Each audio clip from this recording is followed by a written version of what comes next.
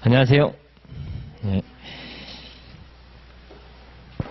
자, 이제 법무사 2차, 이제 예비순환인데, 예, 그 2차는, 요 학원 커리에 보면 총, 어떻게 보면 4순환격이에요. 그러니까 예비순환이 있고, 1순환, 2순환, 3순환, 이렇게 돼 있어요. 예비순환은 이제 일종의 반회 모의고사예요. 절반 모의고사죠. 3분의 1 모의고사. 3분의 1 모의고사. 그래서, 그 모의고사, 그 강의 커리에 보면 모의고사 7회 정도 예정돼 있고, 거기에 맞춰서 할 거예요. 그러니까 거기에 맞춰서 공부를 하시면 되고, 물론 복습 모의고사예요. 복습 모의고사. 나머지는, 일단 공부를 학원에서 시키기 위한 취지로다가, 이제 강의 테스트 형태로다가 볼 거예요. 강의 테스트는, 그것도 복습형이고, 이제 판례를 주로 써보게 하는 취지예요. 중요 판례 위주로 해서, 자꾸 써보게 하는 취지거든요. 그러니까 아는 거하고, 실제 써보는 거하고는 다르기 때문에, 자꾸 써보게 하려는 취지예요. 그래서 중요 판례를 복습 차원에서 써본다 이렇게 생각하시고 공부해 오시면 돼요. 한 8시 40분쯤에 오세요. 그래서 8시 40분 오셔갖고, 한 20분 정도, 한 2, 30분, 이렇게 쓰는 양으로 해서, 문제를 구성할게요. 그래서, 수업은 9시 10분 이렇게 시작하고, 모의고사, 강의 테스트는 8시 40분부터 시작해서, 한 20분 정도, 시간 양이 많으면 쉬는 시간을 이용해서라도 이렇게 한 30분 채워서 쓰시면 되죠. 수업은 9시 10분 이렇게 하도록 할 거고, 모의고사 보는 시간도 8시 40분부터 볼게요. 8시 40분부터 9시 반까지 50분 본다 생각하시면 돼요. 좀 타이트하게 보시면 되겠어요. 그럼 그렇게 타이트하게 연습하며 가면 실제 시험장에서도 좀 여유를 가질 수가 있어요. 그래서 실제 시험장에서는 60분이에요. 100점 보는데 2시간 120분 보는 거죠. 그렇게 올해 어떤 분은 이런 분이 있었다 그러더라고. 2차를 보는데 1차 생각을 하셔가지고 민법하고 가정법 하보면은 50점 그러니까 그게 50분 만에 50개를 풀어야 되잖아요. 그러니까 50분을 생각하고 50분에다가 시간을 맞췄다 그러더라고. 2차는 60분이에요. 100점 50점 만점에.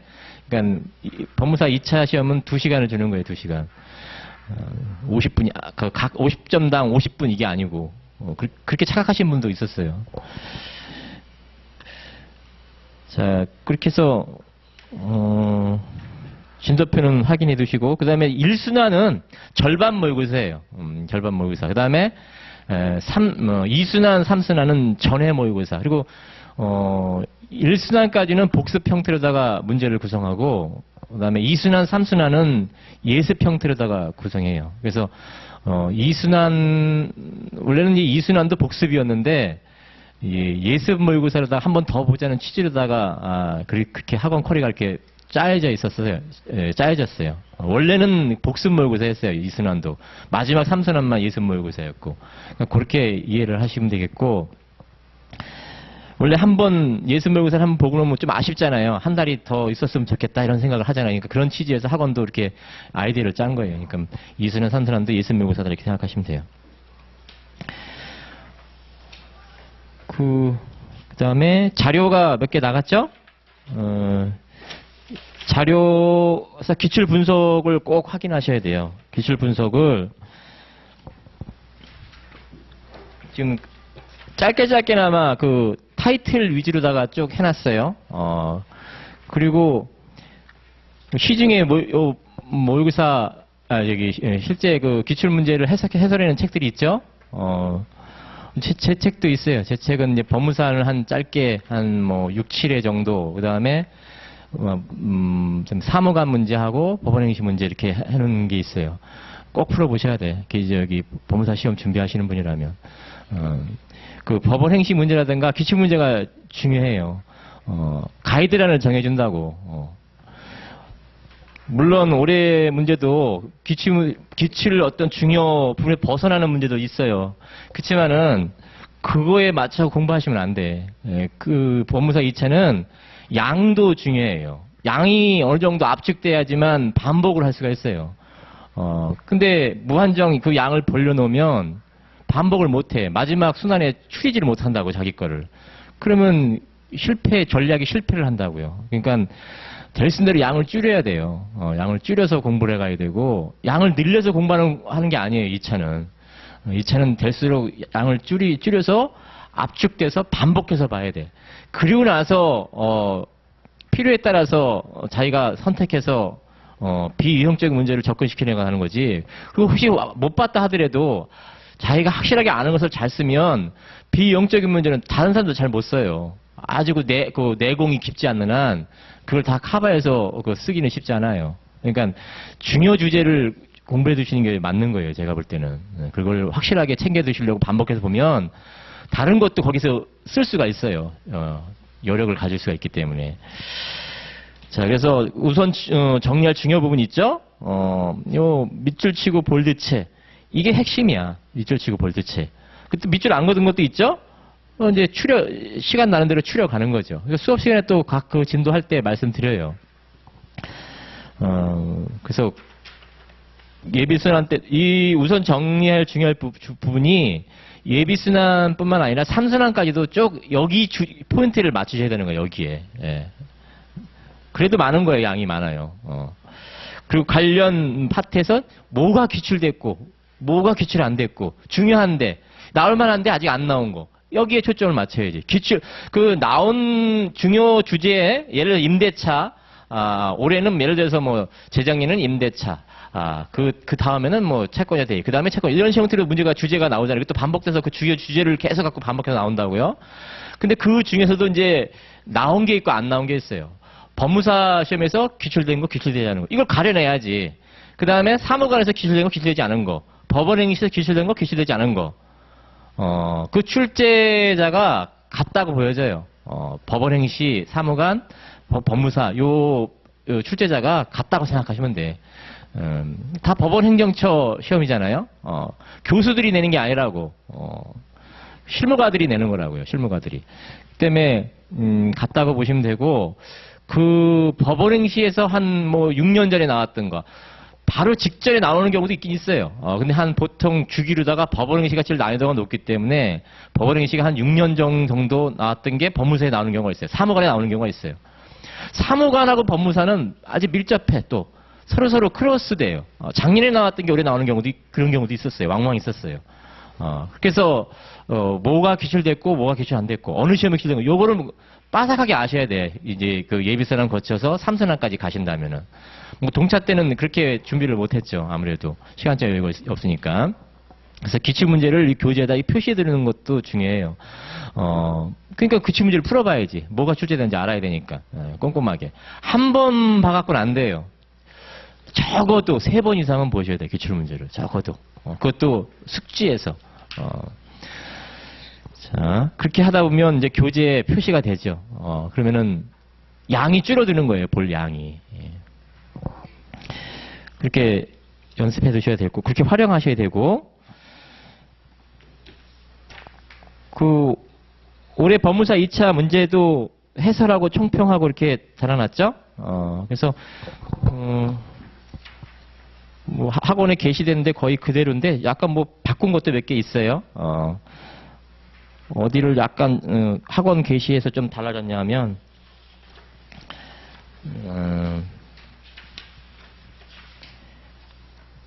총평도 꼭 읽어봐 주세요.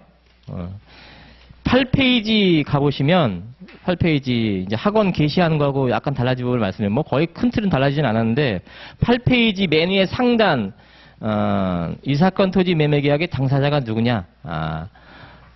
당사자가 행위자가 당사자냐? 명인이 당사자냐라는 거예요. 우리 교재 그 페이지 총평에 써놨어요. 우리 관련 내용.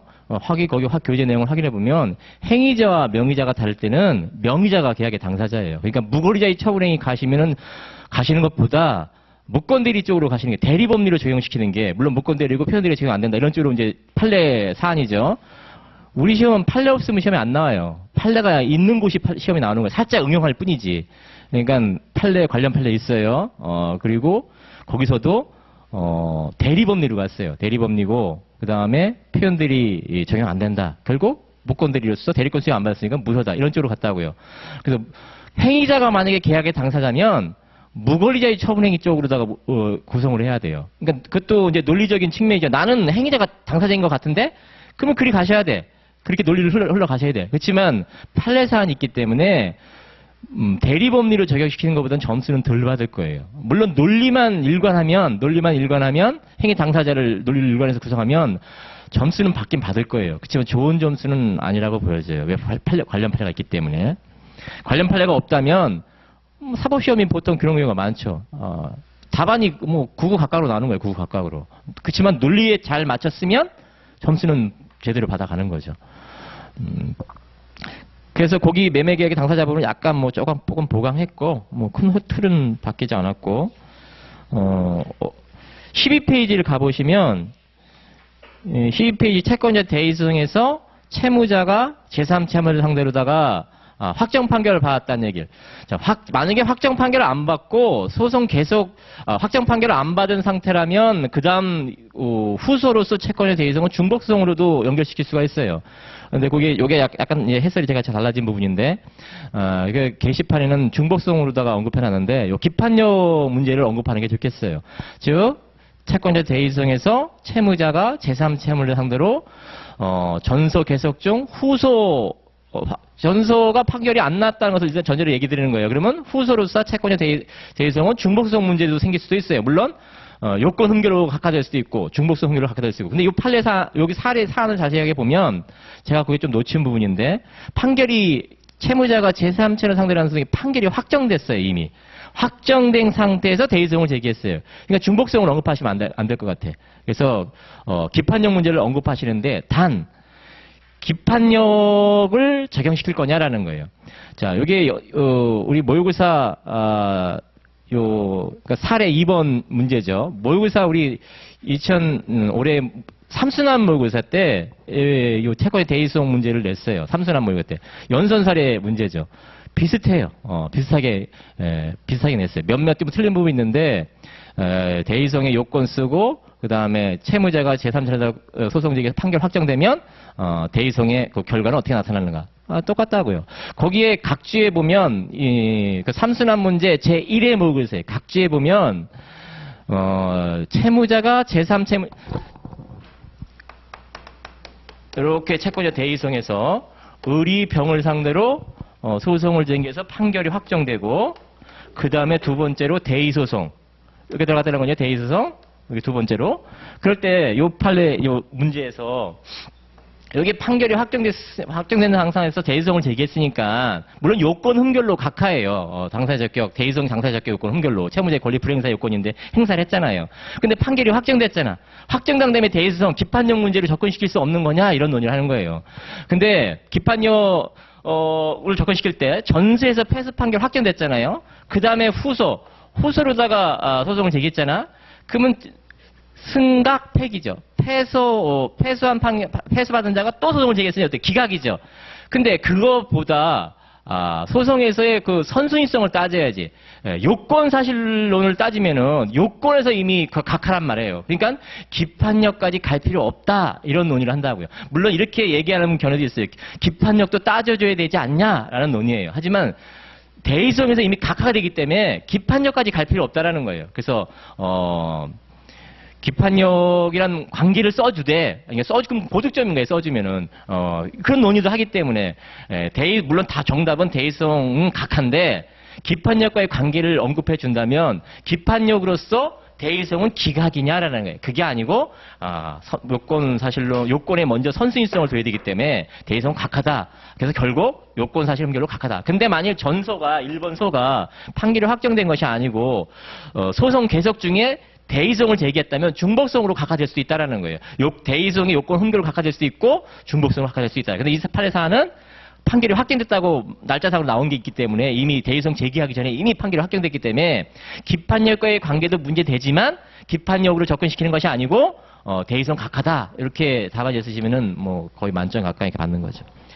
거기 연선 사례 문제 있고 삼순환 모의고사 때 제1회 모의고사에 있어요. 각주 부분에. 거기가 좀 달라졌고 그 다음에 여기 또 하나 또 오류가 그래도 오류가 있더라고. 13페이지 가보시면 13페이지 설문 3번의 이유 부분에 있죠? 그 목차 채권자 대위권에서 제3채무자의 채무자에 대한 동시항변권이 되는데 그걸 말을 바꿔주세요. 말이 바뀌었어. 채무자, 그 해설은 잘 돼 있는데 목차가 왼쪽을 하다 보니까 그렇게 된 것 같아.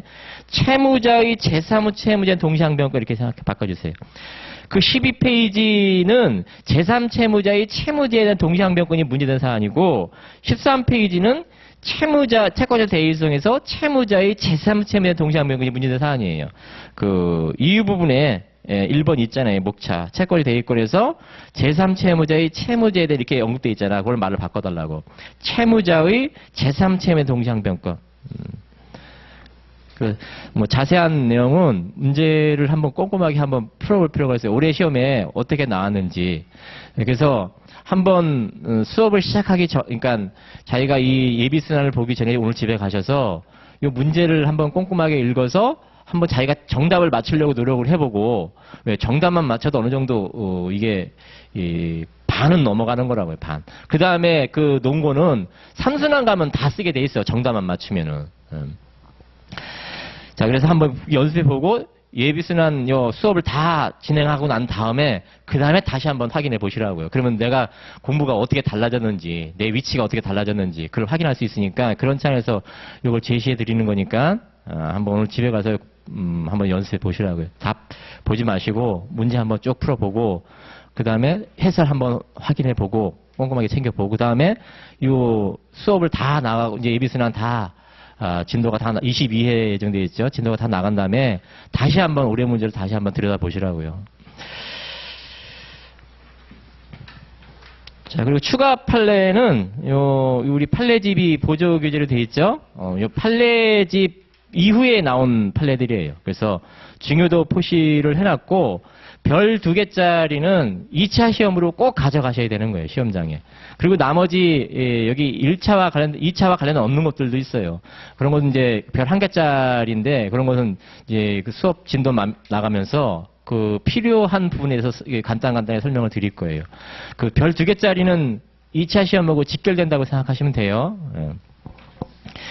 그 아주 최근 판례는 그 문제를 만드는데 시간이 걸려서 그런지 출제자가 약간 깊이 하는 경향이 있긴 해요. 그렇지만 출제자가 시간적 여유가 또 있다면 문제화 시킬 수도 있어요. 그 문제를. 그러니까 최근 판례라고 무시하시면 안 돼.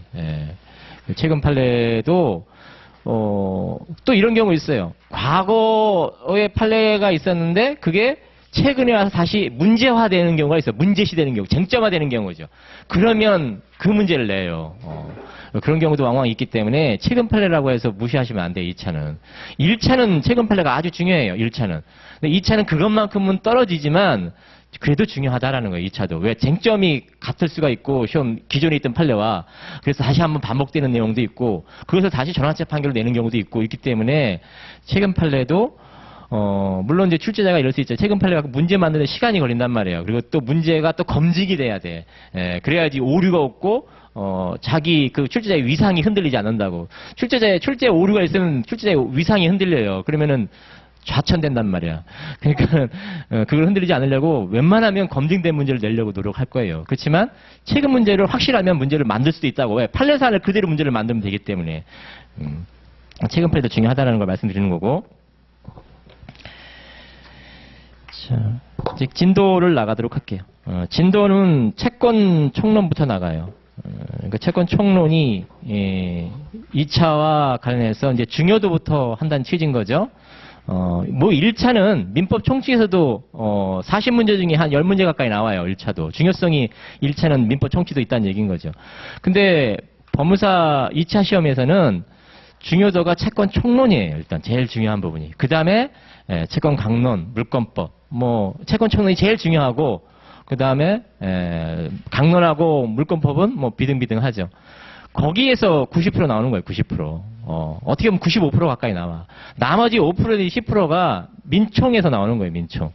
민총도 근데 민총만 별도로 문제를 물어보는 것이 아니고 채권 강론이나 물권법하고 연결돼서 나와요. 그러니까 올해 문제도 물론 민법 총칙 쪽에서 나왔죠. 민법 총칙. 그리고 약간 뭐, 친족 상속법도 약간, 근데 크게 큰 쟁점들이 아니야. 그런 것들이 1차 때 해도 웬만하게 알 수 있는 것들이기 때문에. 그래서 뭐, 이해상반행위라든가. 근데 이해상반행위도 우리 교재에서는 민법 총칙에서 다뤄요.